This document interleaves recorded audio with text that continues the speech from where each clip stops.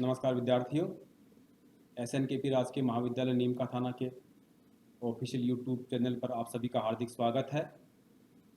हम BA part प्रथम में समाजशास्त्र विषय में सेकंड पेपर भारत में समाज सोसाइटी इन इंडिया प्रथम यूनिट में अध्ययन कर रहे हैं। आज का जो हमारा विषय है वह सभ्यतावादी दृष्टि में N.K. बोस का योगदान। इससे पहले हमने टेक्सचुअल व्यू, फील्ड व्यू पढ़ चुके हैं। आज हम सभ्यतावादी परिप्रेक्ष्य में N.K. बोस का योगदान मुख्य रूप से देखेंगे। जैसा कि पिछली कक्षा में हमने देखा कि सभ्यतावादी दृष्टिकोण वह है जिसमें सभ्यता और संस्कृति के आधार पर समाज को समझा जाता है, समाज का अध्ययन इसमें किया जाता है। सभ्यतावादी परिप्रेक्ष्य के जो प्रमुख प्रतिपादक हैं भारतीय समाज के, उसमें N.K. बोस, श्री निर्मल कुमार बोस और सुरजीत सिन्हा इसमें प्रमुख हैं। और हमारे जो सिलेबस में है वो N.K. बोस ही है। तो जब भी एग्जाम में नाम आए तो N.K. बोस का पूरा नाम है निर्मल कुमार बोस। उनका जो जीवन काल है 1901 से 1972। आज हम इनका जो प्रमुख योगदान है इसके बारे में हम आज के क्लास में देखेंगे। तो सबसे पहले तो इनका जो दृष्टिकोण था वो गांधीवादी दृष्टिकोण था। जैसा कि हमने पहले देखा कि निर्मल कुमार बोस ने गांधी जी के साथ भारत के स्वतंत्रता आंदोलन में भी बढ़ चढ़ करके हिस्सा लिया और इनको उस आंदोलन के तहत जेल भी जाना पड़ा। तो इनके विचारों पर जो सर्वाधिक जो प्रभाव है गांधी जी के विचारों का है। और गांधी जी से प्रभावित होकर ही इनकी जो दो पुस्तकें हैं जो पहले आपको बताई थी, my days with Gandhi ji, क्या नाम इसकी पुस्तक का नाम, my days with Gandhi ji, my days with Gandhi जी।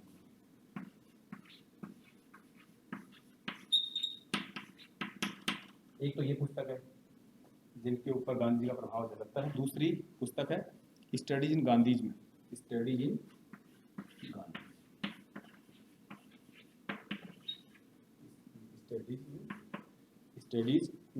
गांधी।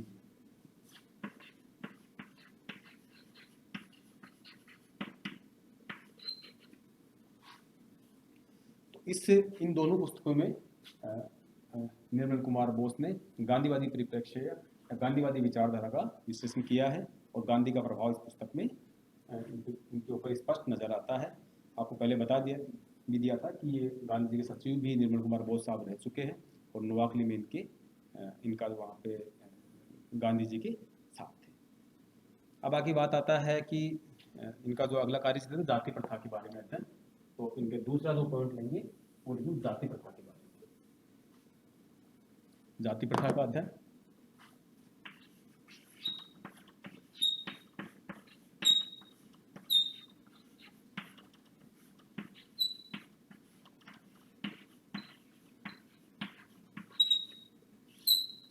जाति प्रथा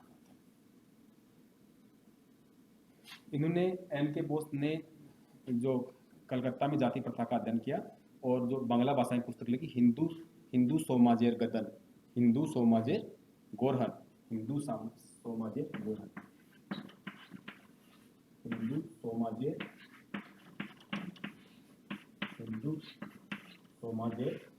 गोरहन। इन्होंने जाति प्रथा के बारे में अपने विचार दिए कि जाति प्रथा में किस तरह से क्या विशेषताएं हैं, समय के साथ में जाति प्रथा में क्या परिवर्तन इसमें आ रहा है। और ये पुस्तक इनकी काफ़ी प्रसिद्ध हुई। बाद में आंद्रे बेताई प्रमुख समाजशास्त्री हैं, the structure of Hindu society के नाम से इस पुस्तक का अंग्रेजी में अनुवाद किया। The structure of Hindu society, the structure of Hindu. इस पुस्तक में का अनुवाद आंद्रे बेताई ने किया। इसमें जाति प्रथा के बारे में विस्तार से प्रकाश इसमें डाला गया है और भारतीय गांवों और मयूरभंज गांव में जाति प्रथा में क्या परिवर्तन आ रहा है इसके बारे में जो निर्मल कुमार बोस है उन्होंने विस्तार से इस पुस्तक में बताया है। आगे का हम इनका जो पॉइंट लेंगे अगला वो है कि राष्ट्रीयता पर विचार, कि राष्ट्रवाद पर इन्होंने क्या कहा।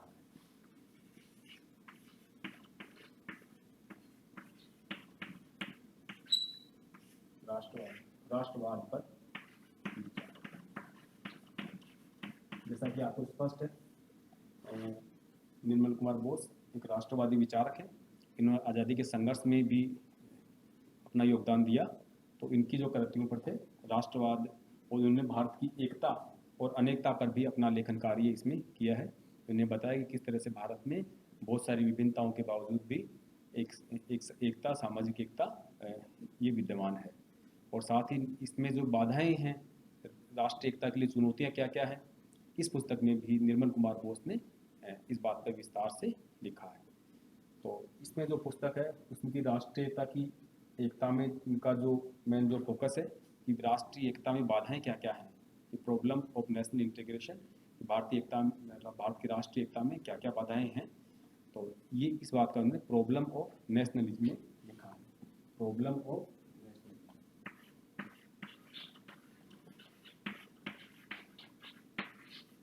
नेशनल।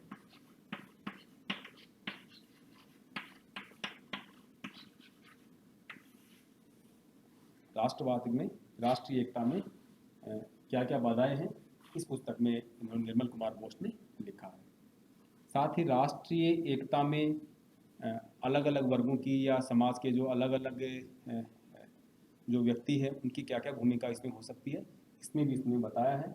विशेष तौर से इसमें जो कृषकों की या किसान वर्ग की कैसे उन्होंने योगदान किया और क्या उसमें भूमिका हो सकती है, इसके बारे में भी निर्मल कुमार बोस ने अपनी इस पुस्तक में काफ़ी विस्तार से बताया है।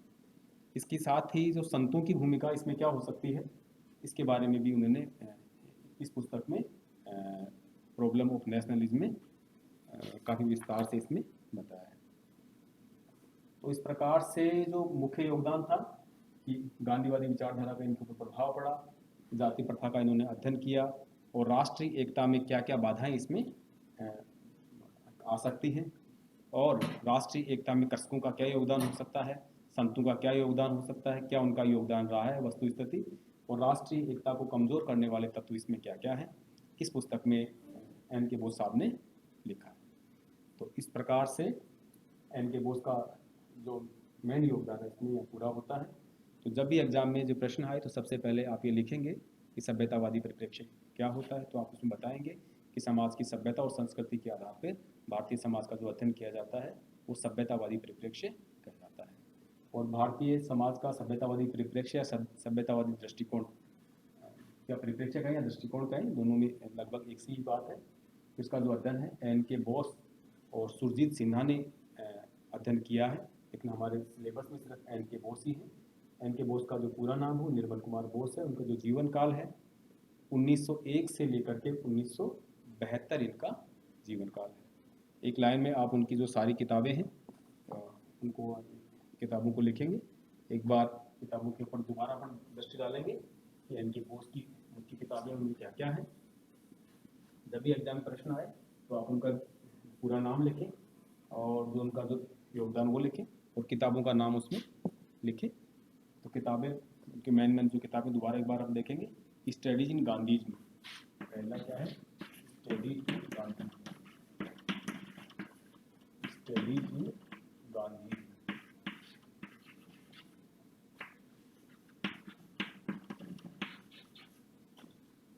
दूसरी जो इनकी जो महत्वपूर्ण पुस्तक है वो है माई डेज विथ गांधी जी,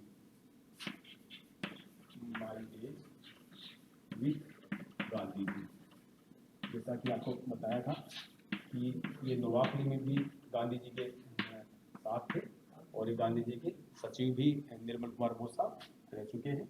तो ये जो दोनों प्रक्रिया हैं, कई बार प्रश्न में आप ये भी आ सकता है कि एन के बोस साहब ने उन पुस्तकों का नाम लिखो जिनसे गांधी जी का प्रभाव है या गांधी जी का प्रभाव उनकी अंदर दिखता हो। तो स्टडीज इन गांधी और माई डेज विथ गांधी जी। अगली इनकी महत्वपूर्ण पुस्तक है culture and society in India, culture and society in India, culture and society in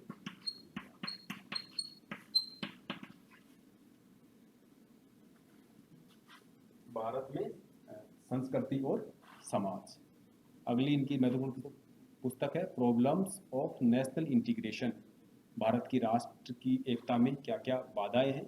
इसके ऊपर भी इन्होंने काफ़ी अपने जीवन काल में या आज़ादी के आंदोलन में एन के बोस साहब ने महसूस किया और इस पुस्तक में लिखा है problem of national integration. Problems of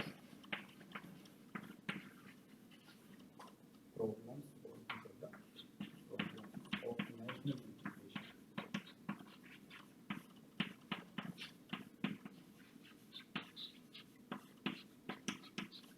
problem of national integration. इन्होंने बताया कि भारत एक विविधताओं वाला देश है, इसके बावजूद भी यहाँ पर एक एकता राष्ट्र के प्रति विद्यमान है, राष्ट्रवाद की भावना हमारे यहाँ पर काफ़ी प्रबल है। इस पुस्तक में उन्होंने ये लिखा है। अगली पुस्तक में लिखा tribal life in India. Tribal life in India. Tribal life in India. इस पुस्तक में भारत की जो जनजातियां हैं उनके जीवन पर विस्तार से प्रकाश में डाला गया है और अपनी इन्हें जो आत्मसातकरण का जो सुझाव दिया था कि जो जनजातियां हैं उनका भारतीय समाज में आत्मसातकरण हो रहा है, वो जातियां धीरे धीरे भारतीय समाज में समायोजित होती जा रही है। इस अवधारणा को मैंने इस पुस्तक में बताया है कि किस तरह से विभिन्न जनजातियां भारतीय समाज का अंग बन गई है और बनती जा रही है और भविष्य में आत्मसातकरण बढ़ता ही चला जाएगा। अगली इनकी पुस्तक है पीजेंट लाइफ इन इंडिया। जैसा कि आपको बताया गया है कि इन्होंने कर्षक समाज के ऊपर भी काफ़ी वर्क इन्होंने किया है इनके बोस ने। तो इस पुस्तक का नाम है peasant life in India. Peasant का मतलब क्या कर्षक होता है, पीजेंट लाइफ इन इंडिया।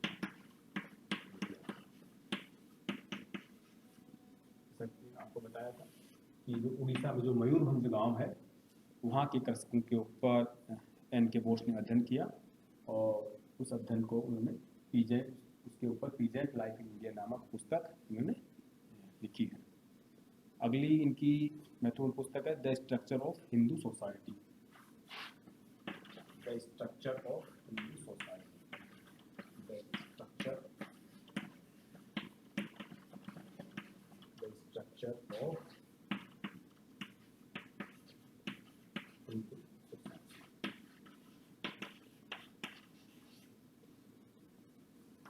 ये पुस्तक पहले एन के बोस ने बांग्ला भाषा में लिखी थी।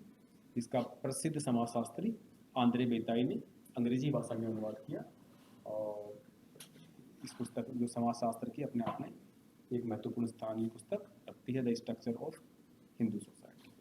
तो इस तरह से मेन जो इनकी 7-8 पुस्तकें हैं, इन पुस्तकों को आपको याद रखना है।